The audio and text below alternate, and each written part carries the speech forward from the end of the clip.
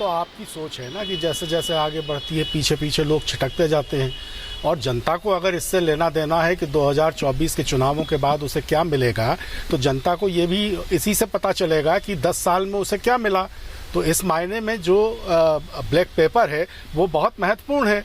अब सरकार ला रही है श्वेत पत्र, उससे पता चलेगा कि सरकार ने क्या किया क्या नहीं किया।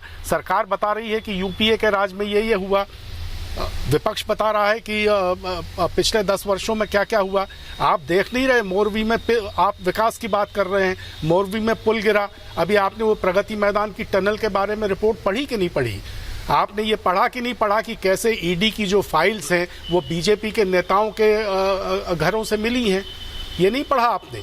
आपने ये नहीं पढ़ा कि जो विश्वकर्मा योजना में पैसा मिलेगा, जो कर्ज मिलेगा, जो लोन मिलेगा विश्वकर्मा योजना में, तो हर जिले में 3 भारतीय जनता पार्टी के 3 नेताओं की एक समिति बना दी गई है। तो जिलाधीश को, जिला कलेक्टर को जो प्रस्ताव मिलेंगे वो प्रस्ताव उस बीजेपी की समिति, 3 नेताओं की समिति के पास भेजे जाएंगे। वो जिनको क्लियर करेगी उन विश्वकर्माओं को कर्ज मिलेगा। तो पिछले 10 साल में जो अन्याय हो रहा है, किसी को न्याय नहीं मिल रहा है, जो हर तबके के साथ जिस तरह का व्यवहार हो रहा है, तो अगर उस पर विपक्ष एक ब्लैक पेपर लाया है तो उसमें क्या गलत है? क्या भारतीय जनता पार्टी की सरकार तमिलनाडु की सरकार के खिलाफ आरोप पत्र नहीं लाइए? आप ब्लैक लाए हैं, आप ब्लू ले आइए, आप नारंगी ले आइए। विजय जी, पंकज जी, मैं आपसे सिर्फ कितना सजेशन कर रहा हूं, आप जितनी बार इन वरिष्ठ विपक्ष, शहजाद में आ रहा हूं, प्लीज होल्ड ऑन।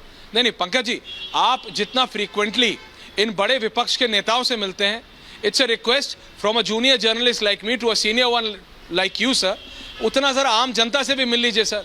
आपको पता चलेगा कि लाल, नीले, पीले, नारंगी किसी पेपर से उसको कोई मतलब नहीं है। चाहे सरकार का व्हाइट पेपर भी हो ना, उससे भी वो बोल रहे भैया हमको उससे नहीं पता, हमको ये बताओ कि हमारी जीवन शैली कैसे आसान होगी।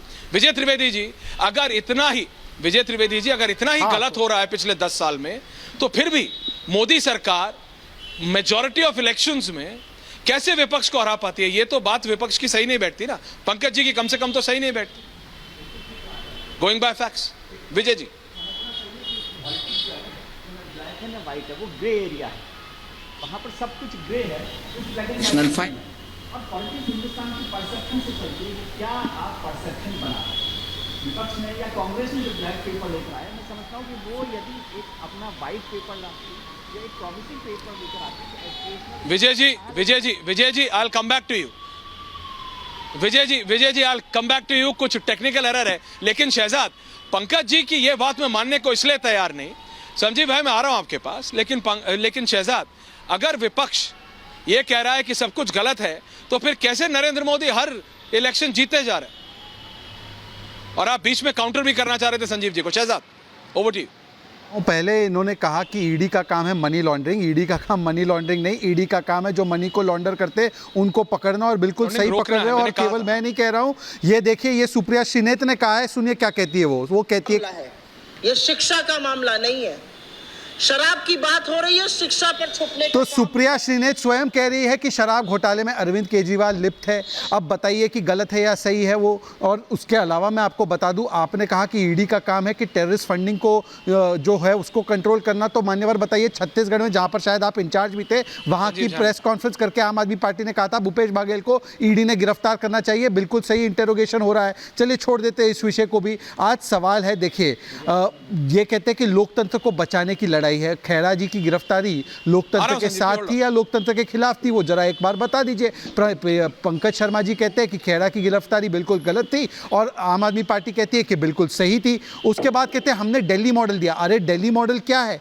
जब आए थे कर्नाटका के हेल्थ मिनिस्टर दिल्ली में, उन्होंने कहा ये तो सबसे बकवास हेल्थ मॉडल है, इससे तो अच्छा हमारे कर्नाटका के क्लिनिक्स है। और उसके अलावा दिल्ली का मॉडल क्या है कि दवा से लेकर दारू तक, शिक्षा से लेकर टेस्ट तक, बस से लेकर शीश महल तक, सब जगह घोटाले ही घोटाले। मान्यवर, बेरोजगारी की बात कर रहे हैं, आपने 10 लाख नौकरियों का वादा किया था, 3000 नौकरियां दी, ये आरटीआई में निकला।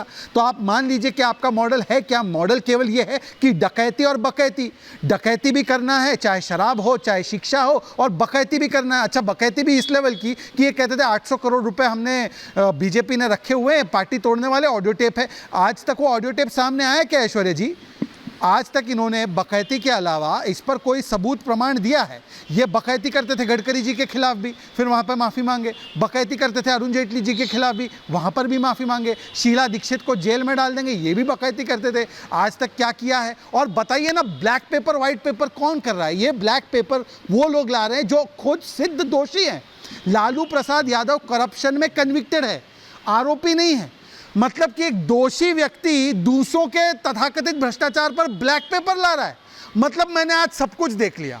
अगर लालू प्रसाद यादव वाला गठबंधन ब्लैक पेपर लाने का कॉन्फिडेंस रखता है तो मतलब होल्ड ऑन शहजाद, अभी सब कुछ नहीं देखा है। अभी 24 का इलेक्शन तो आने दो, बहुत कुछ देखना बाकी है। रिलैक्स, कंट्रोल कंट्रोल, अभी बहुत कुछ देखना बाकी है। हाँ। और देखिए, जहाँ तक बात है कि मोदी जी क्यों जीतते हैं, तो मोदी जी क्यों जीतते हैं इसका जवाब तो बड़ा सरल है ना। 22 तारीख को आपने देखा रामकाज हुआ, 24 तारीख को देखा कर्पूरी ठाकुर जी को जिस प्रकार से सम्मानित किया गया तो गरीब काज हुआ, 26 तारीख को रिपब्लिक डे का परेड था, उसमें राष्ट्र काज देखा, और पहली तारीख को आपने देखा किस प्रकार से विकास काज के माध्यम से बजट प्रस्तुत हुआ, और वो बजट के माध्यम से भारत की अर्थव्यवस्था 10वें से 30वें स्थान पर जा रही है। 11 करोड़ लोगों तक नल से जल पहुंचा है, 11 करोड़ लोगों तक शौचालय पहुंचा है, प्रति व्यक्ति आय जो है दुगनी हुई है। हमारा जिस प्रकार से हमने highest foreign exchange, highest reserves, आज हाईएस्ट हमारे एक्सपोर्ट्स है, ये क्या चीज़ों को भुला सकते हैं, झुठला सकते हैं? और आपके समय पर क्या था? हाईएस्ट एनपीए थे। आज एनपीए की कैपेसिटी सबसे कम हुई है, एनपीए 3.2% पर है। आप बताइए पब्लिक सेक्टर अंडरटेकिंग किस प्रकार से लॉस मेकिंग थे, आज 1 लाख करोड़ से ज़्यादा का प्रॉफिट हुआ है पब्लिक सेक्टर अंडरटेकिंग में। पब्लिक सेक्टर बैंक्स में 1 लाख करोड़ से ज़्यादा का प्रॉफिट हुआ है। तो ये बातों को झुठलाया नहीं जा सकता मान्यवर। ओके शहजाद, विजय जी के साथ मेरे को बताया जा रहा है कि हमारा कनेक्शन ठीक हो गया। विजय जी, विपक्ष इसी गफलत में है, इसी चीज में बौखला रही है कि कब उनके कौन से नेता को अरेस्ट कर लिया जाएगा। वो अपना एक पैरेलल एजेंडा या उनका जो मैप है, जैसे कहते हैं ना कि भाई अगले 5 साल में अगर हम आए तो हम करेंगे, हम आए तो हम ये करेंगे, वो मैप वो ला ही नहीं पा रहे। संजीव झा से मैंने 3 बार सवाल पूछा, संजीव झा जी 10 सेकंड बोलते हैं उस पर, फिर उसके बाद सीबीआई, ईडी, तो वो ऐसा फंस गए इसमें, ये करप्शन के जो चक्कर में कि वो अपना वो ही नहीं ले पा रहे काउंटर। तो ऐसे में विपक्ष मतलब इसी गफलत में है कि कब उनका कौन सा नेता अरेस्ट हो जाएगा, वो टक्कर देने की स्थिति में ही नहीं है, मेरे को तो लग रहा है। विजय जी, ऐश्वर्या, उसी बात का मैं जिक्र कर रहा था कि ब्लैक पेपर की जगह वो अपने एक एस्पिरेशनल इंडिया का पेपर लेकर आते कि यदि वो सरकार में आते हैं या उन्हें सरकार में क्यों चुना जाना चाहिए, क्योंकि वो एक ऐसा भारत बनाना चाहते हैं, एक नया भारत बनाना चाहते हैं, एक आगे बढ़ने वाला भारत बनाना चाहते हैं, एक मोदी सरकार से ज़्यादा रफ्तार वाला भारत बनाना चाहते हैं। आज ब्लैक पेपर का वक्त नहीं था, और ब्लैक पेपर केवल सरकार वाइट पेपर लेकर आइए, इसके जवाब में आप तुरंत लेकर आए, जिसका और आज केवल कांग्रेस ने जारी किया। अब यदि ये सरकार के खिलाफ था और इंडिया गठबंधन है तो सारे लीडर्स एक साथ जमा होते और बोलते मोदी सरकार पर हंगामा कि भाई ये सरकार ने गलत किया है।